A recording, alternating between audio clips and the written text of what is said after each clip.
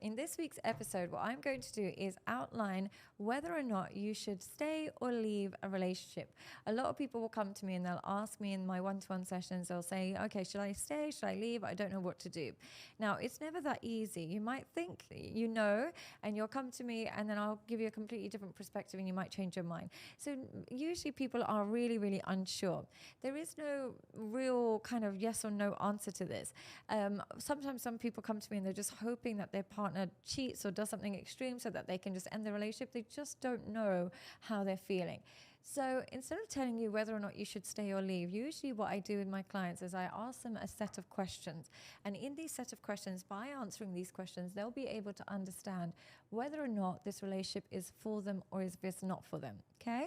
So the first question I always ask my clients if they're thinking about whether or not to leave their relationship is, do you like the person you are within this relationship, or do you prefer the person you are outside of the relationship? If you find that this relationship has turned you into a person that you no longer like or respect, so you are no longer able to control your mouth, you're no longer able to control your urges, you are miserable, you are rude, you're disrespectful, you are entitled and greedy, but you're not like that outside of the relationship, and you're not like that with other people, then what that suggests is either you should leave the relationship because this person's bringing out the worst in you, or you should leave the relationship because you are not kind to the people who are closest to you. You are only capable of being kind to people who are at an emotional distance. And therefore, it's not fair on the person that tries to connect to you because for some reason, and due to unresolved trauma or unresolved issues or unresolved insecurities, they seem to become your punching bag. And that's not fair on them.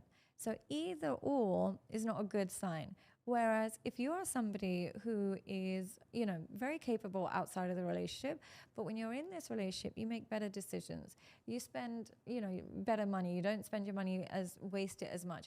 You are better with your weight and your health. You sleep better. Your life just generally seems calmer and more peaceful when in the relationship than when outside of it. It's probably a healthy relationship and one that you should try and work on if you have issues rather than resorting back to your old life. Okay, so that's the first question I ask people to ask themselves whether or not they should stay or leave. The next question I would say to ask yourself whether or not to stay or leave a relationship is, how attractive do you feel in this relationship? Now, of course, if you've been together for years and years, you don't really expect to feel like a supermodel every single day. But do you feel like you are somewhat invisible? Do you feel like your partner is capable of showing attraction to other people?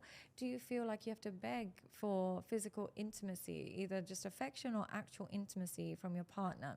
If those things are starting to take place, the reason why that's a bit of a red flag and why that's an indicator of the demise of a relationship is, unfortunately, when the attraction disappears, your ability to resolve conflict as a couple disappears. What will happen is, instead of resolving the conflict and, getting back to being intimate and connected, you might just resolve the conflict by, cooking and eating together and dropping each other to work or whatever it is. It doesn't actually restore intimacy.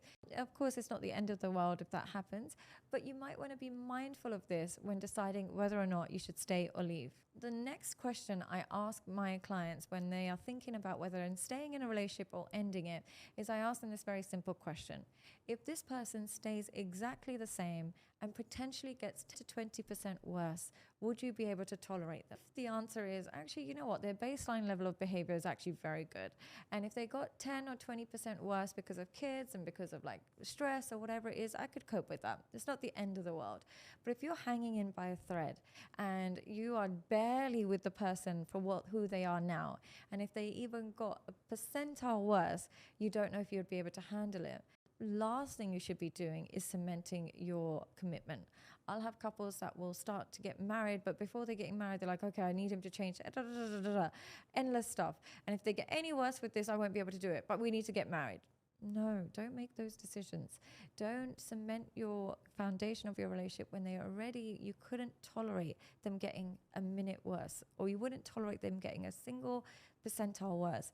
So only be with somebody who, if they got 10 to 20% worse than who they are today, you could marry them and be relatively happy. You might not be ecstatic that they got worse, but you could be okay. The mistake people make is they assume people are going to get better or things are going to get better. The better thing to do is for people to get worse and ask yourself, can I tolerate this? If they get 10% worse, 20% worse, can I tolerate it? If the answer is yes, perfect. If the answer is no way, then don't plan for an imaginary outcome or positive improvements. It's not going to happen. Okay? If you are really undecided about whether or not to stay or leave in a relationship, just imagine two scenarios. Imagine, okay, if I stay with them in 10 years' time and they are exactly who they are, what would my life look like? Worst case scenario.